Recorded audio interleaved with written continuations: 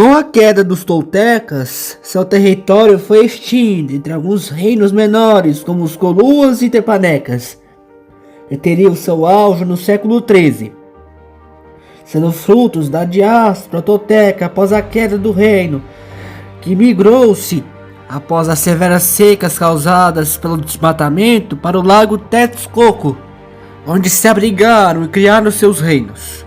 Nisso, ao sul, em Yucatán, os maias de Mayapán entraram no seu auge sobre a dinastia dos Cocom, com seus reis promovendo suas redes comerciais de longa distância, mantendo o ritmo dinâmico e lucrativo, impulsionadas pelas rotas marítimas que conectavam os portos no Caribe e no norte de Yucatán a centros de troca na América Central, assegurando o fluxo contínuo de mercadorias essenciais como o sal, o cacau, a obsidiana e o algodão, que sustentavam a economia de Mayapán.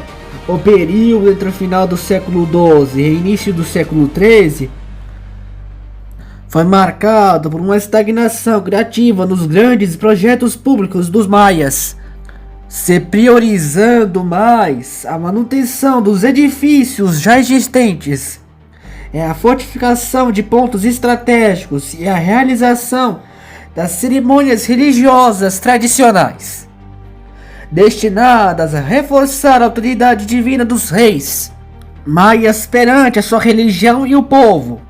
Porém, nos primeiros anos de 1200, se viu a ascensão repentina de uma fissura entre os diversos clãs maias na região.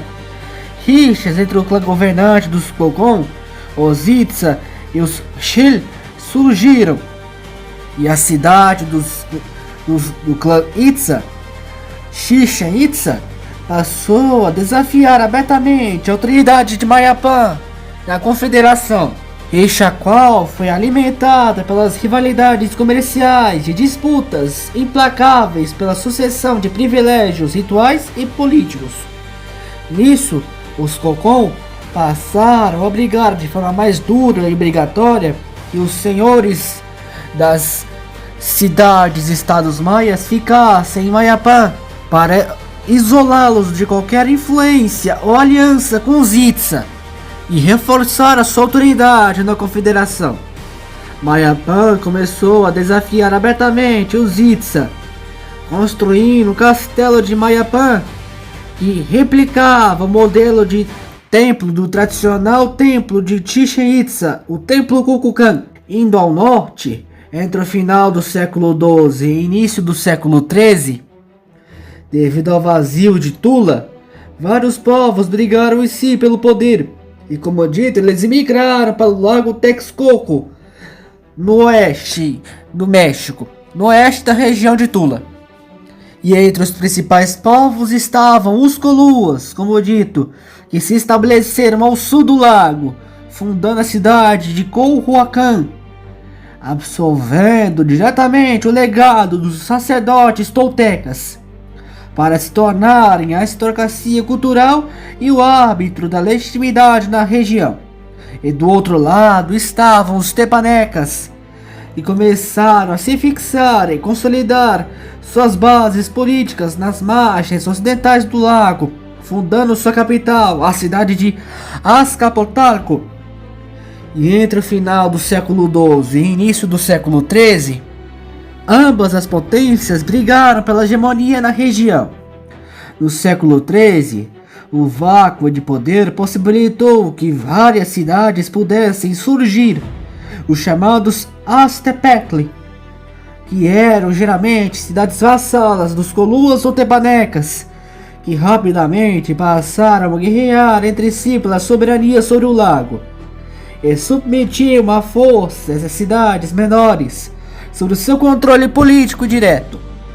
Porém, simultaneamente, o cenário demográfico foi profundamente alterado por uma nova onda migratória dos povos xiximecas oriundos do norte, a chamada Aridoamérica, e que a partir de 1250, devido às secas brutais no norte e migraram para o vale ao sul, e a imensa maioria era do clã Xiximeca dos Mexicatles. E entre esses clãs estava o clã Aztlán, que eram os Xiximecas vindos do que hoje são os Estados Unidos, vindos da ala oeste dos Estados Unidos.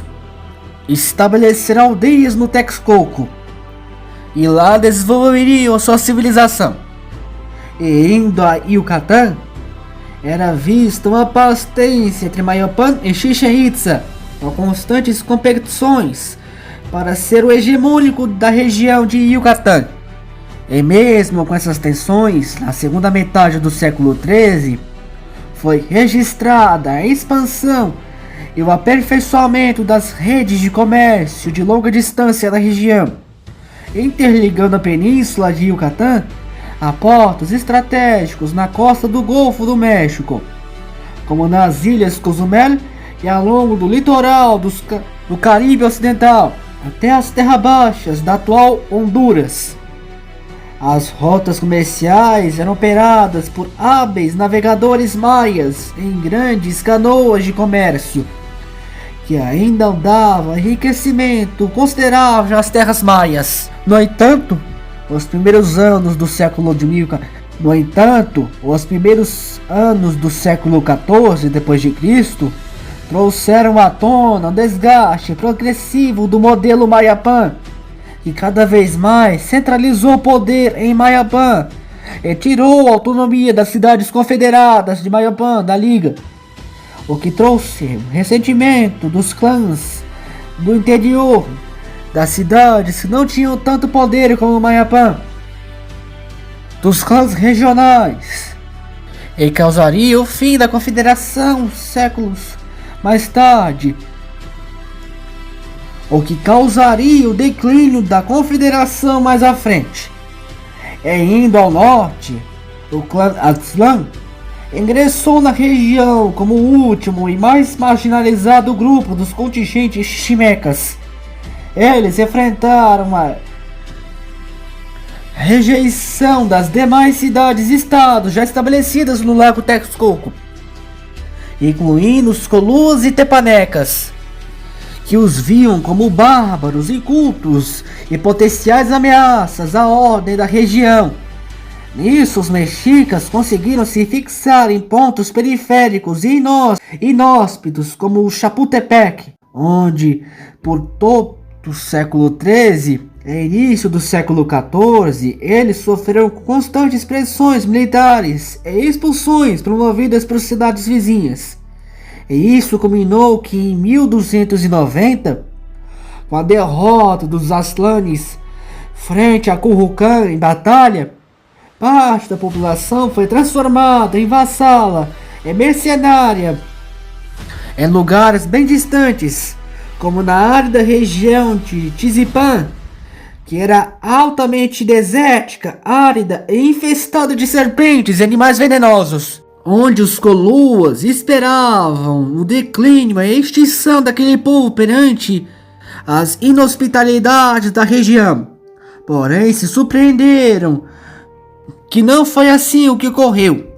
O povo Aztlán surpreendeu e sobreviveu à região e prosperou com o caos, ao transformar o ambiente em uma oportunidade de vida. E paralelamente, as potências do Texcoco, os Coluas e Tepanecas, seguiram competindo em guerras duras no século XIV, até que por volta de 1323, após anos de vassalagem de Currucán, os Aztlanes, buscando elevar seu status dinástico, solicitaram ao rei Colua a sua filha, para ser consagrada como sua deusa e rainha. O rei Colua a fornece, mas a sua filha foi brutalmente sacrificada e esfolada ritualmente. E a brutalidade foi exposta para cima do próprio rei na celebração, com os astecas vestidos de sua filha, o que provocou ira extrema no rei de Colua, que ordenou o expurgo total imediato daquele povo. E os Aztlán fogem da perseguição, fugindo para os pântanos inóspitos do Texcoco, as ilhotas e os canaviais totalmente desabitados do ocidente do Texcoco. E lá passam a habitar enquanto o rei os perseguiam. E nisso os sacerdotes têm uma profecia do seu Deus. E ouvindo a profecia do seu Deus, o Deus Huitzilopochtli, que dizia que onde visse uma águia empoleirada em um cacto devorando uma serpente, era ali que deveriam habitar e fundar a sua cidade. E a profecia foi cumprida. E em um lugar da ilha do Texcoco foi encontrada essa imagem de uma águia comendo uma serpente. E em 13 de março de 1325, na ilha do Texcoco, é fundada a grande cidade do lugar do cacto que cresce sobre a rocha, mais simplificada e conhecida como Tenochtitlan, a grande capital do povo. E com o passar dos anos, os Aztlans passaram a serem chamados Aztatli, Aztecatli, Aztecatli e por fim Azteca, o povo das garças em Nahuatl. E eles fundariam o brutal e glorioso Império Azteca, o último reino mesoamericano, o reino que aprendeu tudo que foi feito pelos seus antepassados há milênios, e levaria isso ao seu auge, e seria ele o resultado dos milênios de aprendizado. E isso falaremos no próximo episódio. Estejam lá para ver. Fique com Deus e até a próxima, pessoal. Até mais. Fique com Deus.